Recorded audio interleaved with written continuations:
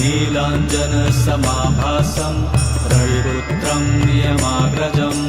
छायामार्तण्डसम्भुतं तं नमामि शनैश्चरम् नीलाञ्जनसमाभासं रविपुत्रं नियमाग्रजं छायामार्तण्डसम्भुतं तं नमामि शनैश्चरम् नीलाञ्जनसमाभासं रविपुत्रं नियमाग्रजं छायामार्तण्डसम्भुतं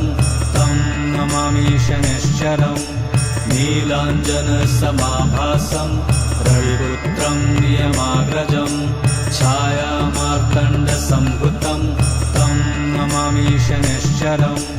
नीलाञ्जनसमाभासं रविपुत्रं नियमाग्रजं छायामार्तण्डसम्भुतं तं नमामि शनैश्चरम्